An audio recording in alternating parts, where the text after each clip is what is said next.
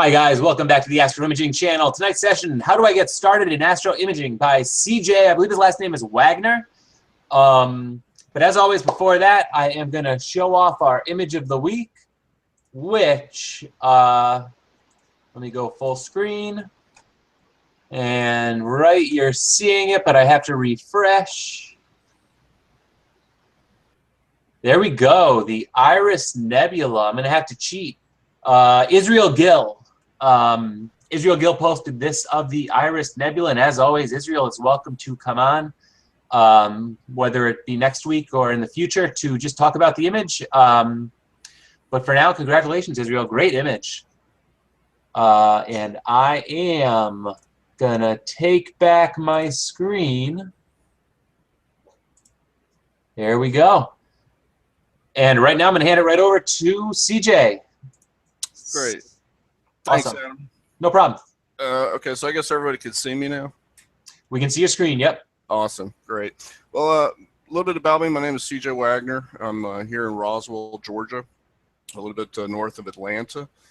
And I just got started into astronomy and astro imaging probably in, actually, well, it's been about a year. I just got started in November of last year.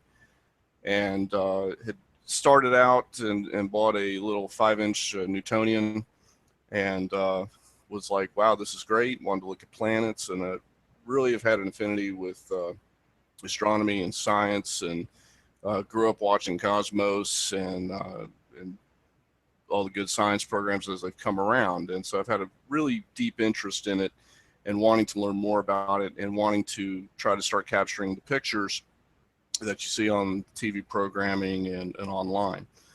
And starting out, I had a lot of problems in the beginning trying to figure out what to do, and I was just absolutely lost. And there's a wealth of information that's out there online, and you know, looking at the different blogs and looking at all the websites, and of course ran across the Astro Imaging channel here just recently, which would have helped out a long time ago. So, but it was great that I found it, because I found a lot of useful videos that were on there. Here most recently was the PhD guiding with was it Evo? I think it was that presented that. PhD was Andy Galasso. Andy Galasso, right? Yeah, Evo was Star Tools. Star Tools, yep. Star Tools, right? That also came very handy. So basically, what I wanted to do was just kind of throw together a little presentation here for somebody who's, you know, was in the same boat that I was coming into it and being like, you know, hey, I want to get an astro imaging. I don't really know what to do. I'm kind of starting here from scratch. Somebody help me out. And so that's what we're going to go with here. So first off, you know what? Just go out and buy one of these. Get one of those setups right there. You're good to go. And of course, I'm joking. Those kind of setups, I've seen one or two out at the Dark Sky village that I go out to, out near Augusta, Georgia. But you know what? You got to start with the basics. You got to start at the ground level. Simple setups can really lead to good results. And what I found is, starting out, was I needed to set and stay within a budget. You know, not all of us have, you know, 10 grand to go out there and spend and buy these huge setups, and actually I'm pretty sure that's probably more than 10 grand right there. But you know, spending that kind of money going out, you got to kind of set yourself up with a budget in mind. You want to start getting proficient in the equipment that you have, and then expand. You want to work up to all the add-ons, the Wobble Bits, and just remember, guys, nobody started as pros. You know, everybody started at some point that we were new. And I think that's one of the things that I've really found here recently, as I've connected with more people that are into the hobby. There's a lot of passion that goes with it. There's a lot of opinion that goes with it.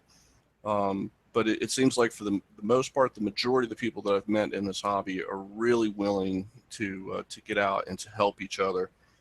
Especially with a new person who's just starting out. So know what you want to do before you really get started. What I found is by going to local groups, researching the local groups that were around. Here in Atlanta, we have the Atlanta Astronomy Club. I started there on their website. They directed me to go out to a star party, which we have down here at a place called Deer Lick Astronomy Village. It's about 2 hours east of Atlanta.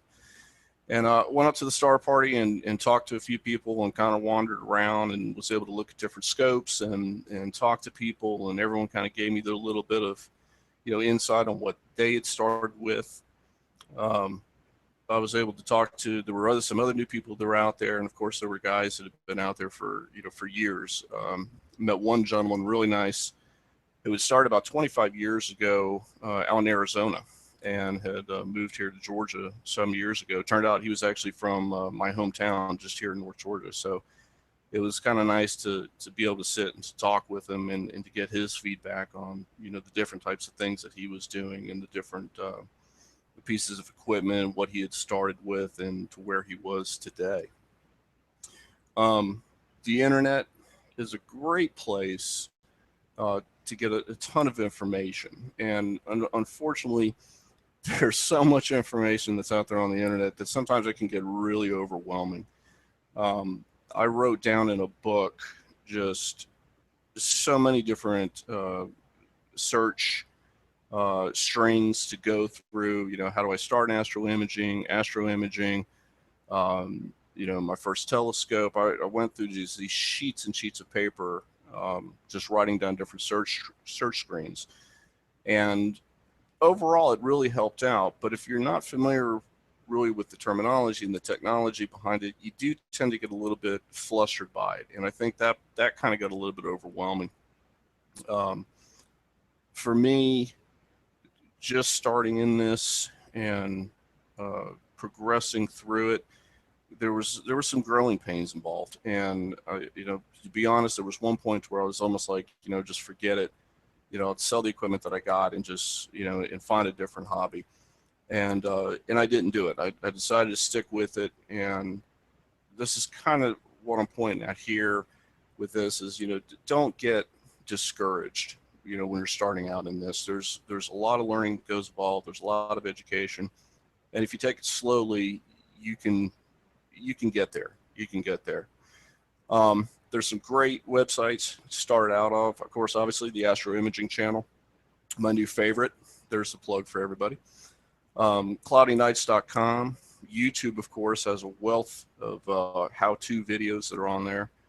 The Stargazing Lounge, Starizona. I've just fell in love with that site. Those guys, not only do they retail, but also they have a lot of information on there. In fact, I learned how to balance my scope by going to Starizona, which was very helpful. A lot of the equipment that I've purchased over time has come from Astro. And then, of course, skyandtelescope.com was also a real helpful imaging site to help out. So it all kind of starts about the money. You can go from low to as high as you want. If you go out on telescope.com, you can find an Orion short tube at 80mm for $110. And if that's what you're starting out with, to do some wide field, that's great. It's kind of a simple. The most expensive thus far, guys, I'm sure you've probably seen higher than this, but the biggest one I found was a 16-inch Meade, which was $20,000. Which, wow, that'd be great to have, but I am definitely not there yet.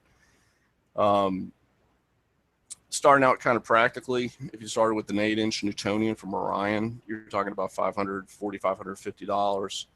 Of course, you had 80mm refractors, 110. And then when you start talking about the mounts, this is where you kind of jump from one end of the spectrum to the other, but it also depends on what you're wanting. Obviously, a go-to single mount arm, you're right around 400. Then you're going to spend about another 300 for a wedge if you're going to start doing astro imaging. And for me, it was just easier to go to an equatorial go-to mount, which was about 850. When I started out, I actually started with a single mount arm, had bought the wedge. I had an 8-inch SCT scope, and realized that I was just having too many issues with trying to drive it that way. And good thing about Amazon is they give you that 30-day time period in order to return. And I sent it back, and I did a little bit more research, and I wound up going with a Celestron AVX kit. It was a package that came together with the optical tube, the AVX mount, and some eyepieces, along with oh god, just totally lost it. Power cell, excuse me. Also came with a power cell. So it by the time I added everything up, when I went with the wedge and the eyepieces and the arm, it was actually just cheaper for me to go with the package deal. And I would actually recommend that. Do some research on your packaging. So there is a difference in astro imaging. You have the planetary imaging side, which can be cheaper. Your cameras can be different, but they can also be specific just to planetary imaging. If you've settled on a specific camera for planetary imaging, you cannot use it for DSO. And anybody correct me if I'm wrong on that. But from what I've found so far, that if you're just getting a planetary imaging camera, you can't turn back around and use it for deep sky. Your mounts and your setups do vary, but you can also get faster pictures. Deep sky cameras are a little bit more advanced, but you do have more choices in cameras.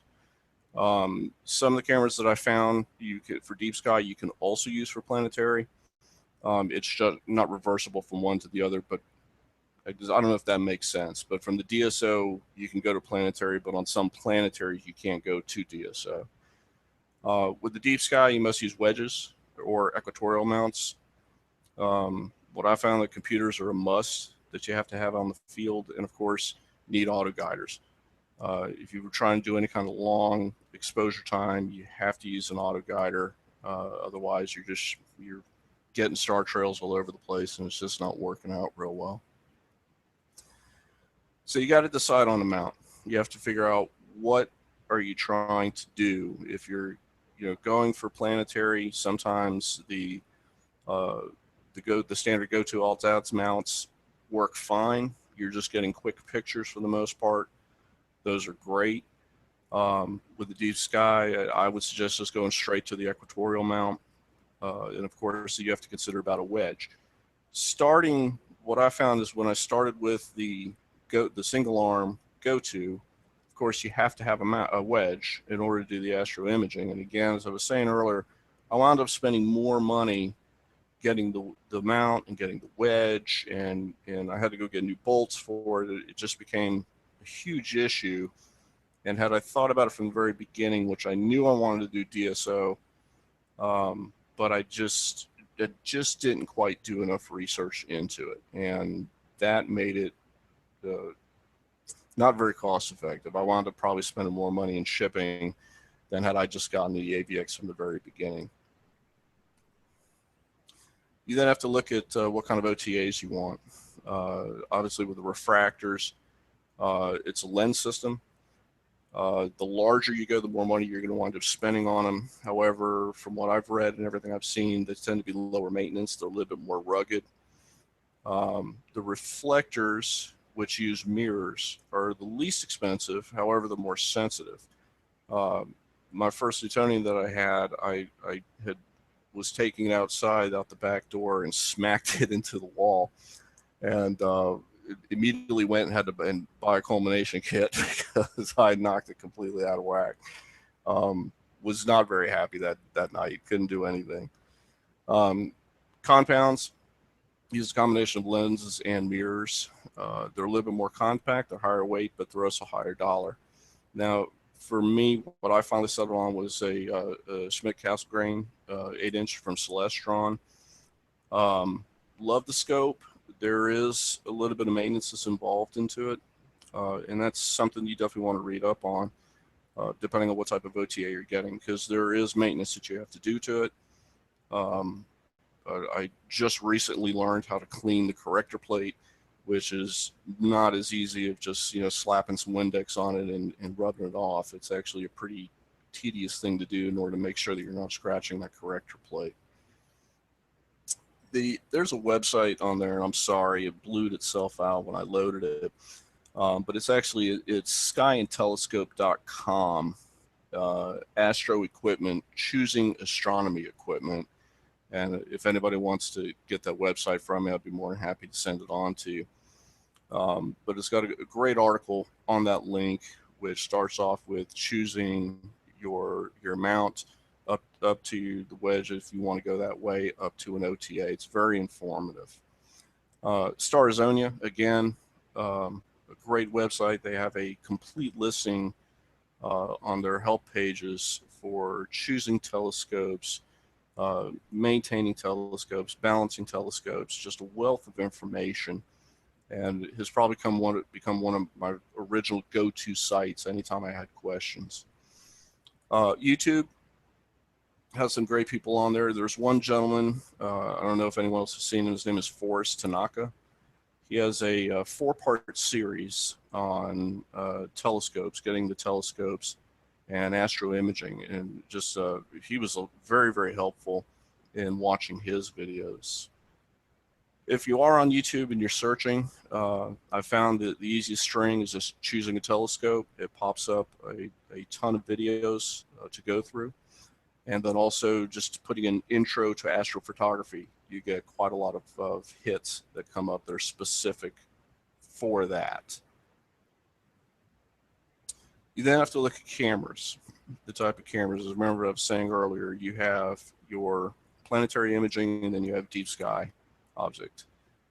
Camera phones, that was my start in astro imaging. That was my cell phone on my Newtonian, taking pictures up in the sky, which were very blurry and shaky, but it was just enough. It was just enough to kind of wet my whistle and to get me excited about continuing and try to do better. There's webcam hacks that I've seen online that you can do. And of course you got the DSLR cameras, which my first camera starting was a Canon T5i, which, and I'll get into here just a little bit later. When you start moving to more of the higher end cameras, you have the CCD monos, you have CCD one-shot colors, there's CCD liquid cooleds, and there's TEC cooleds or tech cooleds. When you start getting to those cameras, you're obviously going to start putting out a few more dollars. There are some cheaper cameras that are out there. I don't know how good they are. I went from the Canon right up to an Attic. However, and guys, I know I've heard you talk about different cameras that y'all have used, so maybe afterwards you can kind of share a little bit about the camera equipment that you've used. Then we start talking about wobbly bits. Heard that on YouTube. I just love that term, wobbly bits, because they're absolutely right. When you start attaching everything onto your OTA and your mount, it just seems like it takes you forever to get everything locked down. Otherwise, things are rotating around you when you're moving your telescope. Well, then we start talking about guide scopes. We start talking about guide cameras. You have, if you're shooting with the DSLR, you have DSLR attachments. You have extenders that go with the DSLR. You have finder scopes. I use the Telrad myself. Learned that from a gentleman out in the field. I was using the original little laser on my Celestron that it came with, and a guy had showed me his Telrad, and he was like, this is the one to get. And he was absolutely right. I fell in love with that thing. Focusers, that was something I changed out on mine as well. I went with a Feather Touch focuser because the original one that was on there was not giving me enough fine focus with the Attic camera. If you're shooting with mono, you have to have filters. You start adding bars and rings to your scope. I had to change out to an ADM bar on the top of my scope as well as the bottom of the scope, and had to buy new rings for my 60mm guide scope because it just wasn't being supported. I was getting a lot of flexure with the original attachment that came with the guide scope that was just basically kind of hanging on the end of the telescope itself. We started talking about power supplies, computers, dew heaters, dew shields, cables, hubs. I just went out and had to buy a hub because I had just too many things that were running around. And then of course you have to look at software, the different kind of software that you need for astro imaging. So where do you begin? Well, the biggest question is, what do you want to do? Do you want to just snap pictures of planetary objects, or do you want to take pictures of deep sky objects, or do you want to do both? Kind of get yourself an idea of where you want to start with. To me, that was the most important thing. I was all over the place in the beginning, and originally it was just like, well, I just want to shoot planets, but then very, very, very, very quickly, it was like, no, I want to go deeper. I want to start seeing the things that I'm seeing in pictures. That's the kind of things I wanted to go for. Learn the lingo. There's a lot of lingo involved, in at least that I found, and people tend to start using a lot of abbreviations, and after a while you're kind of like, whoa, what are you talking about? I have no idea. What does OTA mean? What is f-stop? What is f10? What is f8? What is f6? These were the kind of things that I was researching constantly, trying to figure out what in God's name were you guys talking about. Because when I was looking at buying a telescope and we were talking about the f-stop on it, I had no idea what was going on. So I had to go out. I had to go through the videos. I had to learn what the lingo was, so that as I was reading the blogs and reading the posts, I had an idea of what was happening. Do a lot of research and explore. I said before, Amazon, great website if you're purchasing stuff.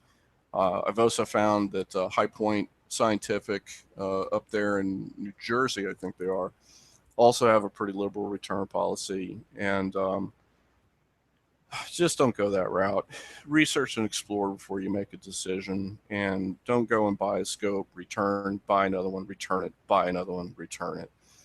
I would almost suggest, and of course, again, there's a lot of opinion out there, but I would always suggest maybe go a little bit above what you're thinking. And if anyone else has got so many ideas on that as well, please feel free to speak up. But I would almost say go just a little bit past what you're wanting to do, because you can always drop back a little bit in your technique or what you're wanting to do. But it's also harder because you're going to be spending more money to continue to go higher and higher and higher. And if you've already made the initial investment, stay within what your budget was, and which goes right there. Invest before you invest thousands of dollars. Try with a few hundred first, and you can always take it out to one of the websites and sell your equipment if you're not going to be enjoying, if you don't want to do it. But I wouldn't suggest go out and smack down $5,000 and then realize this is not what you want to do. It can be trying. DSLR cameras are probably what I have found to be the easiest, cheapest beginning for me. You can go out online. I've found the DSLR bodies, because obviously we don't use the lenses if you're using an extender into the telescope. I found bodies online for $300. I think it was my first DSLR. Very minimal cabling. I only had one cable that ran from the camera to the laptop. Canon has their own software, capture software called Digital Professional. I can't remember. It's later on here, but they have their own capture software. And with the older EOS T5s, there's not an AC power adapter, so you had to run by batteries. And I had the cable that went through, and it gave a live feed on the laptop so that I was able to focus. And then it had its own integrated in the software. You could set up your exposure times, and it would just link it right through the laptop. So for me, starting off, that was the easiest way, and how I first got started was just simply using the DSLR, one cord from the camera to the computer, and then I had my DC power pack running the scope. It's great for beginners, and you can definitely grow with DSLRs. A lot of opinion on people with DSLR cameras is it seems like you have diehards. You either have people that are all about the CCDs, or you have people that are all about the DSLRs, and they consider it to be an act against God if you go to a CCD. So I've always kind of found those some of those websites when you're searching and you're listening to the blogs and you're seeing what everybody has to read. But with my DSLR, I at one point when I realized that I was not able to get HA emission nebula, I sent it out to a company called Life Pixel, which is out in Washington, who did a filter mod on it, and went from the standard filter that was loaded in the Canon to basically a piece of glass so that it would allow the HA emissions to come through. DSLRs give you great color, or you can shoot in monochrome, either way that you want, or black and white. Again, you can modify the camera, which is what I did. If you go out on YouTube, there are two people, Corey Schmitz, who does a great astrophotography with the DSLR. It's about an hour long, I believe it was. Another one is OPT Telescopes, has a really good couple of videos are on there shooting with DSLR cameras and astro imaging. And the search that I found that was most helpful going into is just type in DSLR astrophotography, and it brings up a lot of good information. One-shot color CCDs. This is what I moved up to. Today, they're from what I understand from the past, they're really good quality. The prices have come down considerably for the one-shot colors. You can use them both for DSO and planetary cameras, or some of them will go backwards. They're good at entry level to up to advanced cameras. One of the first cameras I was considering was the ZWO. And I did a little bit of research on them. My understanding was that they're kind of newer on the one-shot colors, and weren't quite established yet, but they do have some background and some history to them. After talking to several people, they had recommended the Attic, which is what I went to the one-shot color, and I've actually been very happy with it. With the one-shot colors, you don't need to have filter wheels or filters. Most of them you can mount right into the eyepiece on your telescope. On my particular one, I'm set up with a Hyperstar, so I actually shoot through the front of the telescope on a Hyperstar setup from Starzonia, which has just been incredible. I love how that works. You can get them both in TEC and non-TEC. My particular camera is tech-cooled, which I've found as I was shooting, when I started shooting back in the summertime, it was really helpful, especially in the muggy summer nights here in Georgia, when you're able to get about 30 degrees below ambient in order to shoot. It really did eliminate a lot of issues with hot pixels and dead pixels on it. Pretty big bang for a little bit of buck. They do have video cameras which are available. Again, I'm not too familiar with some of the other camera manufacturers, but Attic does have a video camera along with their own capturing software, which looks to me to be pretty impressive. It's interesting to see how it works. Cameras start out about $100. That's more or less the planetary imaging cameras, Celestron, Orion, both of which offer those. The one thing I have found, and apparently they're getting better with the different chips that are coming out, but the red band is just not great.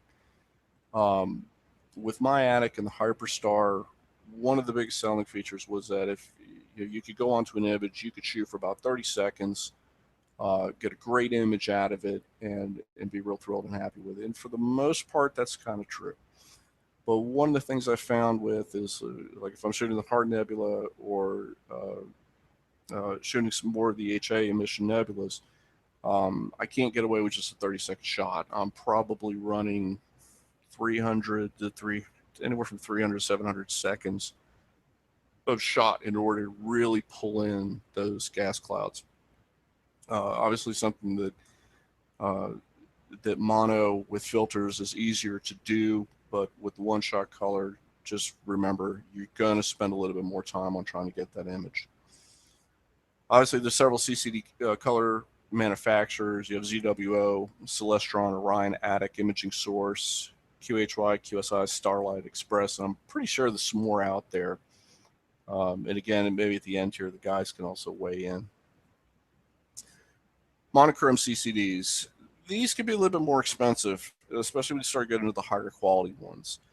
I have found that there are kits that are out there that are cheaper. They come with the camera, the filter, and the filters, excuse me, and the filter wheel itself.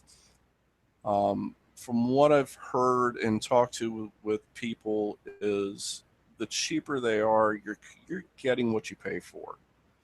And my understanding behind that is predominantly because of the filters. Apparently, there's a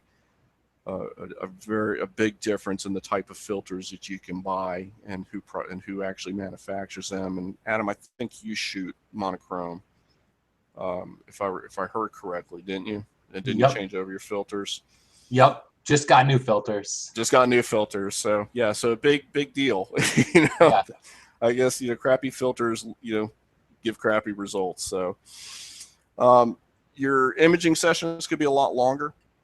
Obviously, with one-shot color, you're shooting once. You know, well, I say once. You know, you're doing series, but with monochrome, you're doing at least 4 sets each time through the different filters. So whereas a one-shot color, I might get 3 or 4 targets in one night.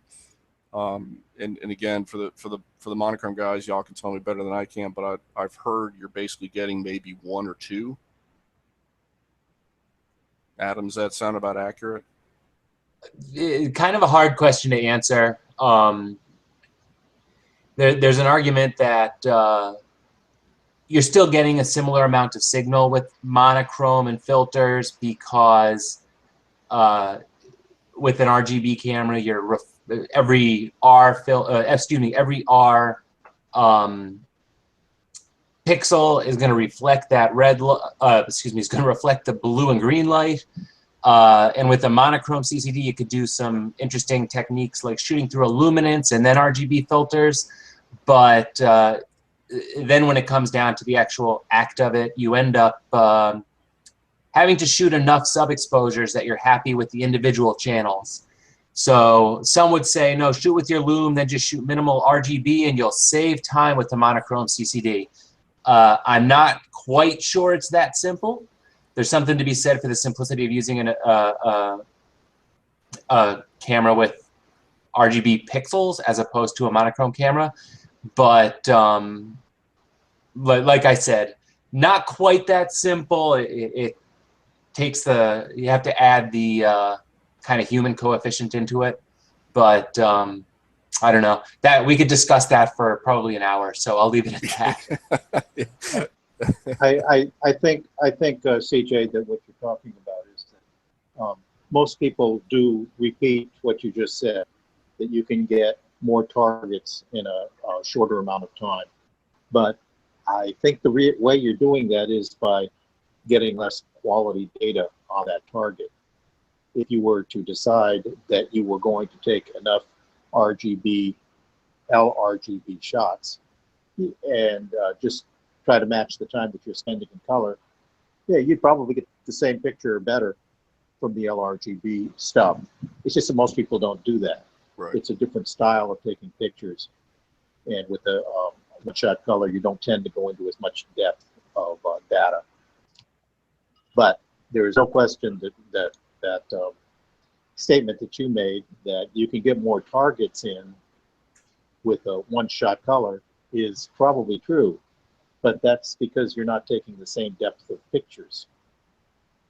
Yeah, and I absolutely agree with that. I mean, I can tell with the pictures that I've taken, and you're right. I think you lose some quality with the one shots as opposed to some of the images I've seen with monochrome on Attic site. My particular camera for the 414 EX, they have different pictures, one with the OSC and then one with the monochrome. And you can obviously tell that there's a difference.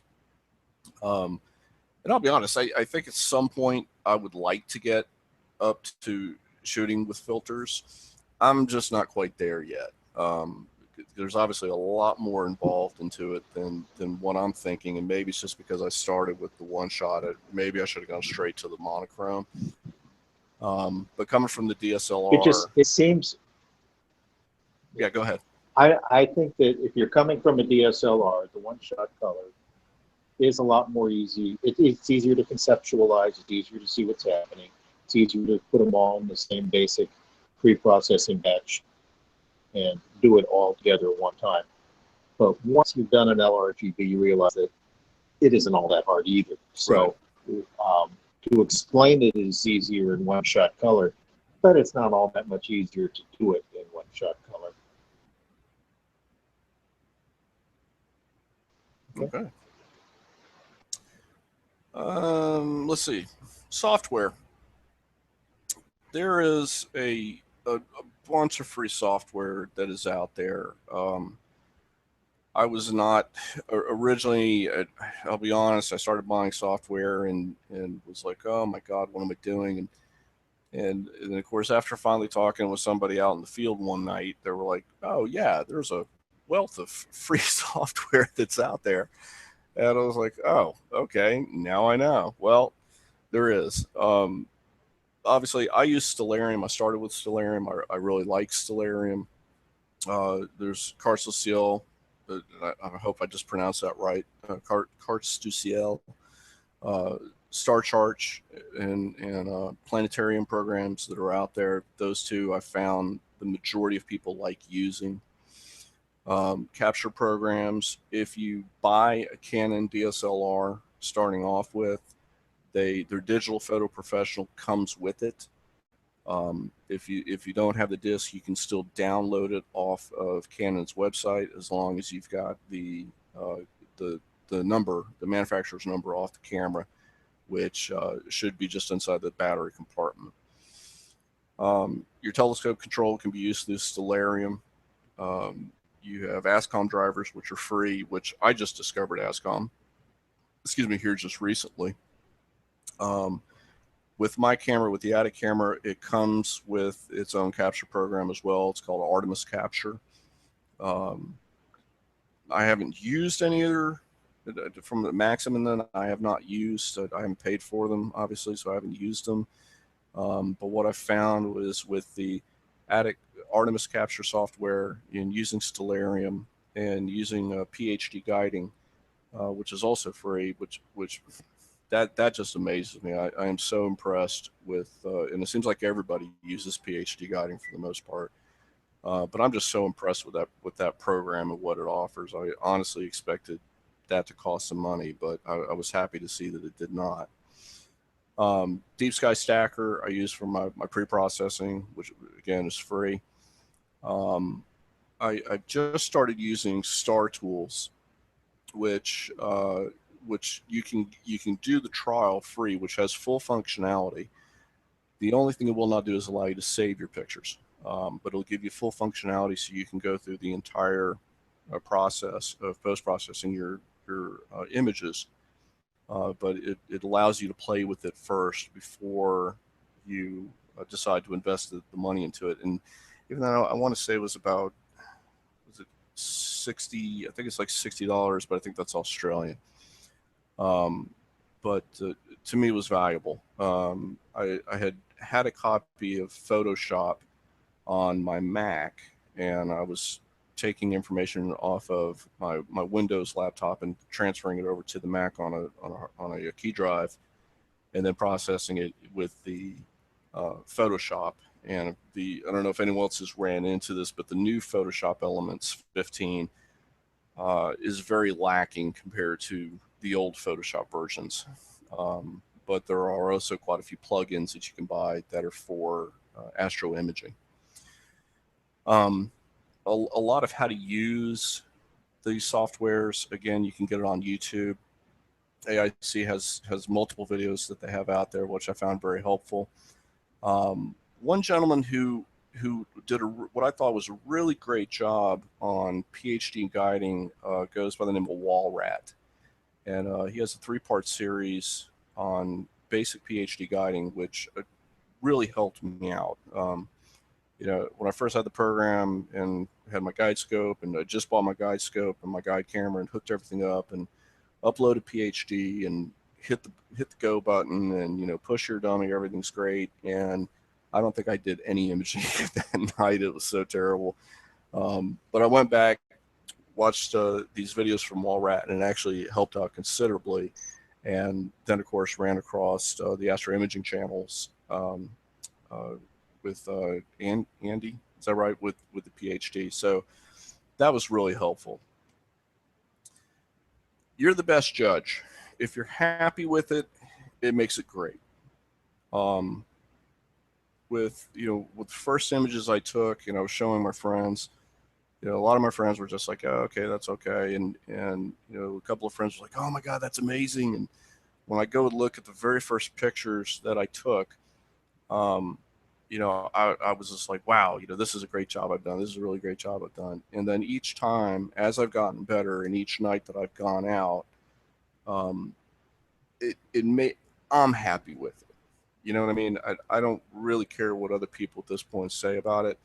I see that I'm moving forward, and that makes me happy. That makes me proud that I'm investing this kind of time into this hobby, that I'm learning new things. And so that when I go out and I image for that night, and I come back with one good image, I may have shot 3 or 4 things, but I've got one good final image out of the whole night, I'm pretty happy with it. And in the end of it, I'm the one who has to be pleased. Not out here to please everybody else. I love sharing my stuff, with my friends, and showing them my pictures, and they've obviously seen some improvement in it. There is so much to learn, and you've got plenty of time to learn it. Just remember, when you start off in astro imaging, you're not going to come back with Hubble quality photos your second night out. You got to start off slow. You need to perfect your technique, perfect using your softwares, your cameras, and just take your time. It's going to come for you. Just don't expect those unbelievably, incredible. What is the heart of the Milky Way picture I think they just released, which is just awesome to me. And remember, the worst night of imaging is still better than the best day of golf. I say that joking because I actually play golf. And certainly it's the rule of thumb. You get some new piece of equipment, whether it's a dew heater or a new guide scope, and you take it out, and half your night you're fumbling around trying to figure it out. I would definitely suggest, anytime you get new equipment, go out in your backyard or set it up inside your house and work through it there. Don't go out into your dark sky and just be fiddling around trying to figure out why it's not working. I've made that mistake twice now, and it's just I just can't enforce it enough. Use it, start it with it at home, take it out in the backyard even if you have horrible seeing conditions, take it out in the backyard, get everything set up, get your software right.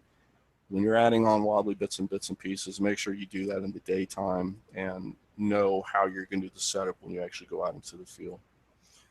An old timer out there, out here at Deer Lick one night, came walking up to me, and he saw me with my laptop, and I was taking some images, and I was waiting for the processing, and he comes up and he was talking to me, and as we were talking, the whole time he was looking straight up in the sky, and I turned and I looked at him and had realized that he wasn't actually facing me.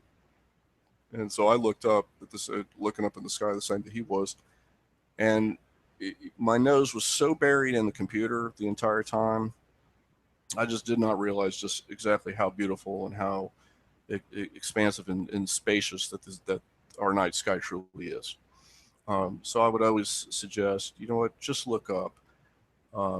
Set your programs. What I do now, I'll set up my run.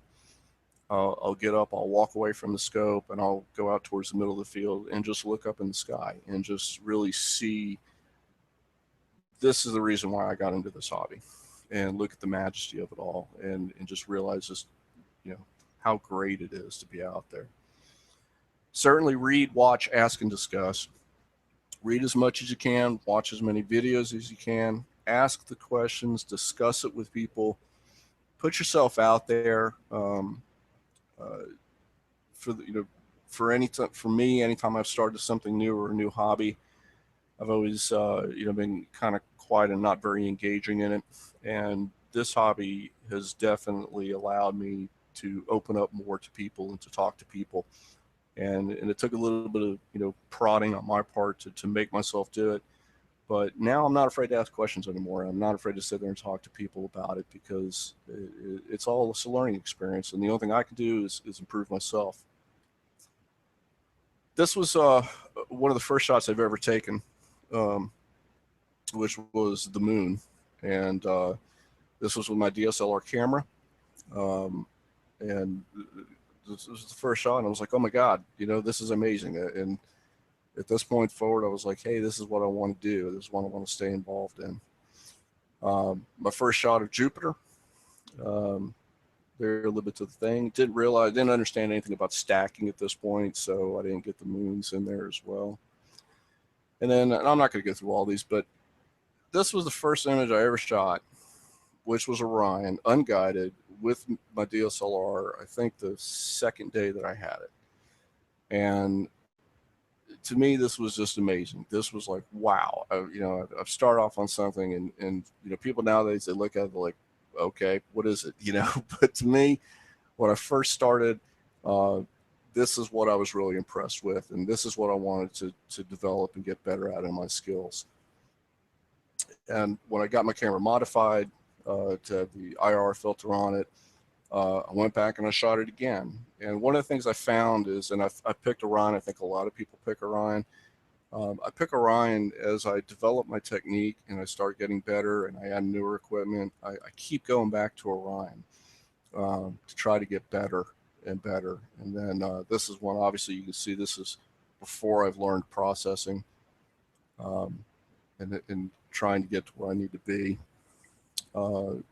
This is some nebula shots. This was the first shot of the Ring Nebula.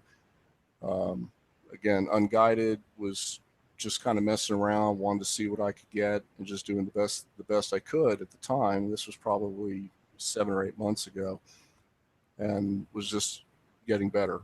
When I got the Attic, this is one of the first pictures I shot with my Attic.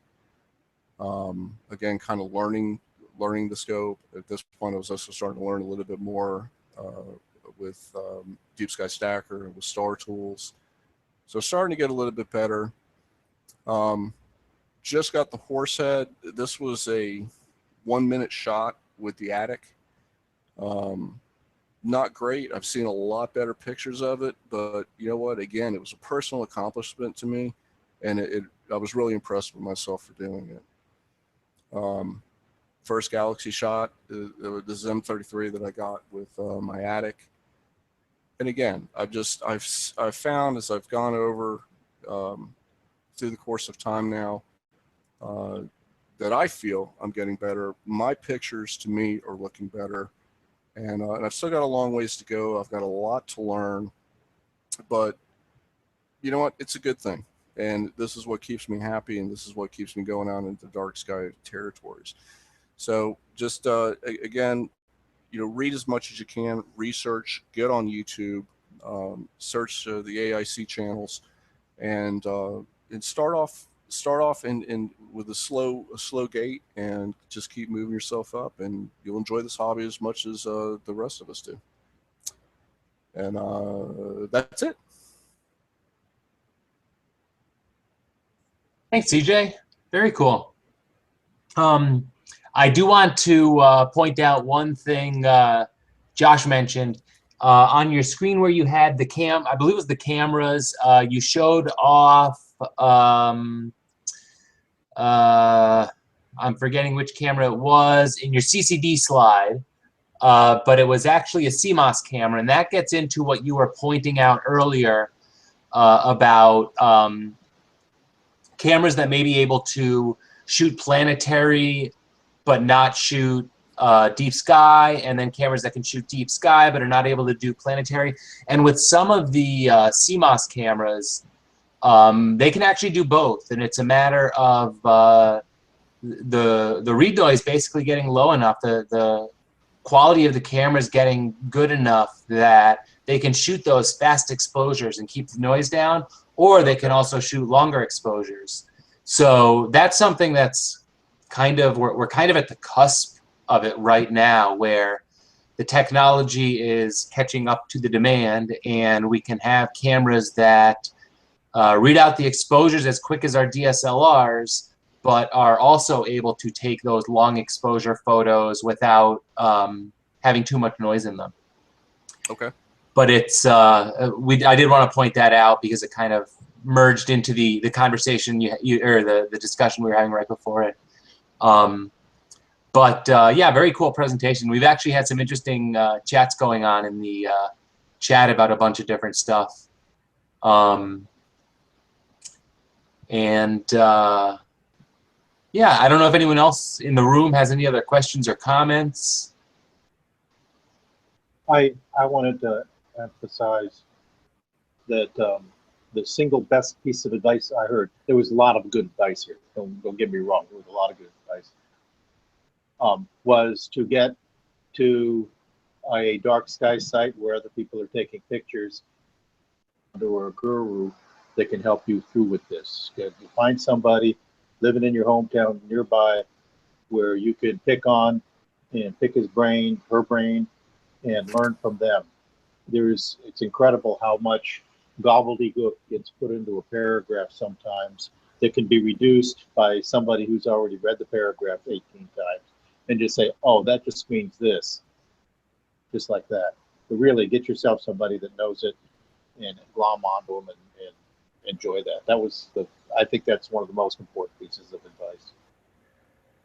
And I know out in the chat room, people, the advice they liked was to look up, because a lot of the times I'm guilty myself of burying my nose in the computer, or if the image capture has started, so I have to go disappear out into my bedroom and watch the iPad, so I'm keeping the light away from it. But the truth is, when I'm at my lake house, which is my dark sky site, I go down to my dock, I bring my binoculars, and I just look up. And while I'm imaging away, I lay on a chaise lounge, just pointed straight up at the sky with my binoculars, and enjoy the sky. It's definitely enjoyable, but I think there's a reason I became an imager, because as much fun as I have viewing live, whether it's through a telescope or binoculars or whatever it may be, seeing the depth and detail in those subs that come in, that's really what drives me in astrophotography. Just being able to resolve more than you can see with your eye, that's what got me into it. I remember looking at Andromeda or at Orion through the telescope and saying, well, this is pretty impressive. I can see wisps and all this. Then shooting it with a camera, and all of a sudden it just blows away what you could see with your eye. But everyone opens up such a larger world. Exactly. To look at. I love that. Yeah. Exactly. And the old timers will think we're nuts, but that said, if you're having fun, you're doing it right, and that's what drives me. So, okay. Just reading through some. Have we really commended CJ on the fact that he took up our challenge from a couple of weeks ago when we said, hey, we need some volunteers to help do presentations. And here's a guy that has been imaging, what did he say, a year? A year. And he put together a cogent, persuasive little PowerPoint and presented it to us all, and I think really added to our knowledge. And I want to commend him for that and encourage other people to do the same kinds of things. There are lots of people out there who can help us out and make good presentations. I definitely concur. I agree with that. Thank you, CJ. Thank you. You don't have to be the most practiced astrophotographer out there to help us out. Sometimes getting the perspective of someone who's only been doing it for a year or two is actually more valuable than hearing someone who's been doing it for 20 years, because they're coming at it in a much more helpful sense. They can actually help someone who's in a normal position, not someone who's sitting on top of a mountaintop with a 20-inch scope. They're helping people like you and me who just started with basic gear. CJ said the magic word. Was it a CPC you got, CJ, originally? What, my 8-inch, my 5-inch Newtonian? Was it the first scope you got that you returned? Oh, yeah, it was a 6SC. A 6SC. Okay. Yeah. Okay. Yeah, because I started with a CPC 800, and then I moved on to the wedge. And it's helpful to hear people say, well, I started with that, but it didn't work out so well. So I ended up going with a much smaller mount, smaller scope, and it ended up working out a lot better.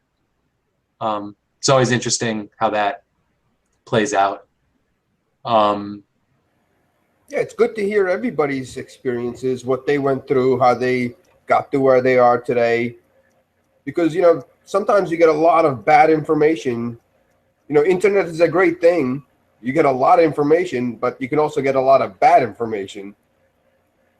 Or you can reinforce ill-conceived notions that you have about something, especially when you're Googling something like, can I image with a CPC 800?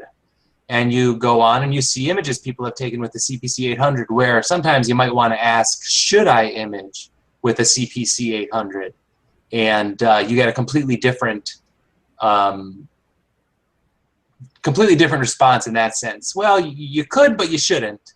You should try this. And it's always good to have different opinions.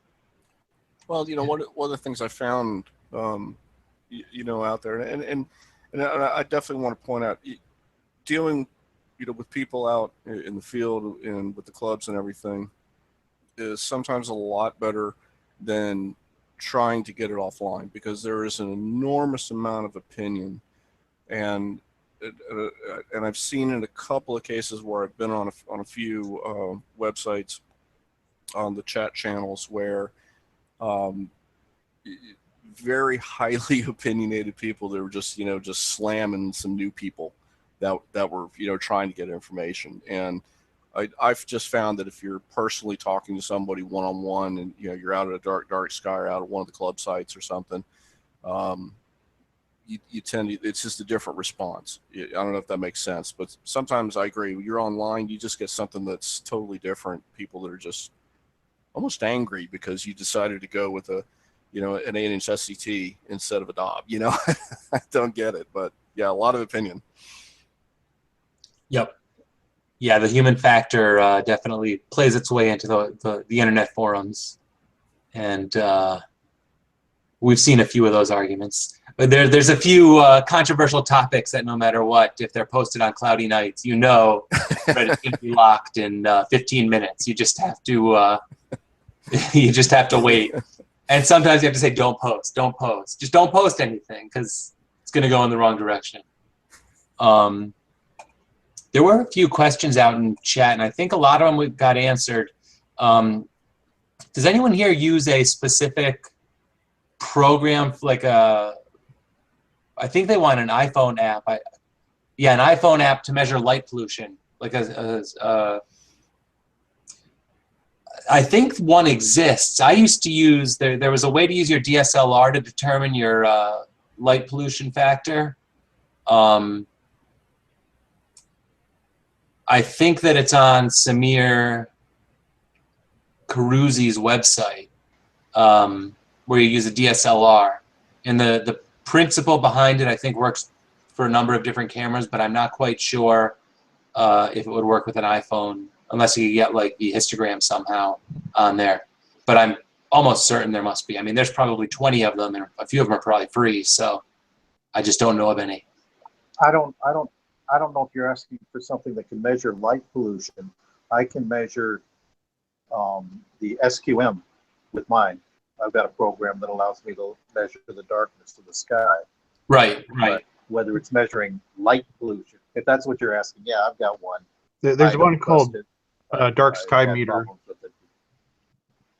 Oh, sorry, Yeah, Alex was talking over you. Dark Sky Meter. Yeah. There you go. That's what I've got. If anyone's located in North Carolina, I don't think anyone in this room is, but Keshia is looking for you. Maybe looking to get some advice or go on an imaging run or something.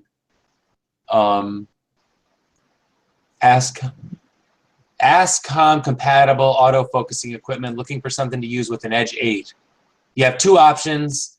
Focus on the knob, which would be something like starting at the Rigel or moving up to the Feather Touch has a system, or you can go off the knob and end up putting Crayford style in there, which would be something like the Moonlight, or I believe another Feather Touch offers something for that as well. RoboFocus does. RoboFocus, yes, yeah. So there are a few different options. It just kind of depends on exactly what you want to do with it and how much you want to spend on it. I used the Rigel for a long, long time. I just sold it a few days ago, and I was pretty happy with it. Being the least expensive entry to autofocus for an Edge, I was really happy with it. I found no need to upgrade to anything different until I got a new scope that was no longer Rigel compatible. Curtis is pointing out that on cloudy nights you want to be in the beginner imaging. Oh, I forget the name of the forum. Beginner and intermediate imaging forum. He's saying beginner forums are better, a little bit friendlier, and I know probably everyone or almost everyone in this room is taking heat for still being in the beginner and intermediate imaging forum, but we like it there because we kind of like the people in there, and maybe that becomes a self-fulfilling prophecy. But yeah, I agree. They're a friendlier bunch. I shouldn't say a friend. They're a friendly bunch. The cheapest is the Rigel. For imaging, Rigel, end step, and controller, I think you're in maybe around 300. Moving up from that, you're looking at like 700 plus for either a Moonlight or a Feather Touch. You do get what you pay for. RoboFocus is coming at about 450. There you go, RoboFocus 450. Yeah, you do get what you pay for in these things, and as you upgrade, you'll see the build quality improve. But and you see Jeff Voigt saying he built an ASCOM focuser with an Arduino and a stepper motor, which is basically what the Rigel is. It's just he built it for you, and then it works out. So, and they're very responsive. If you have issues in the middle of the night, you email them, and you might get an answer right back immediately. But okay, so I think that's it for tonight. We're working on a presentation for next week. I'm not quite sure what it's going to be titled yet, but you will see it posted sometime midweek. And one more time, I want to thank CJ for the presentation. CJ, send me your mailing address, and I'll get you a T-shirt. Awesome. And I will. And the one last comment coming in. Dan's agreeing with you. What you said about spending a little bit more money early on. There's a big quality difference for not all that much money sometimes. And I'll agree with that. Once you hit a particular threshold for the quality of your gear, good enough becomes good enough for me. Then you have to spend a lot more money to get little improvements. So do it right first time around, and then you'll be enjoying it for a long time. But yeah, again, thank you, CJ. How many people are imaging right now? Not me. I've got 5 inches of snow on my observatory. Surprise, 5 inches of snow. But yeah, and out there, remember, we're always looking for people to present whatever it may be that you think is an interesting topic. Let me know. Yeah, hurricane-like wind here too. It's shaking my whole house. I had to lock down my observatory roof because I was afraid it was going to open up on me. I'm jealous of all you guys. All right, sorry for the delayed closing. I just love these comments popping up. I love this comment thing. Losing Google Plus stunk until I saw the comments pop up, and that made it all okay. But again, thanks again for coming. We will see you all next week.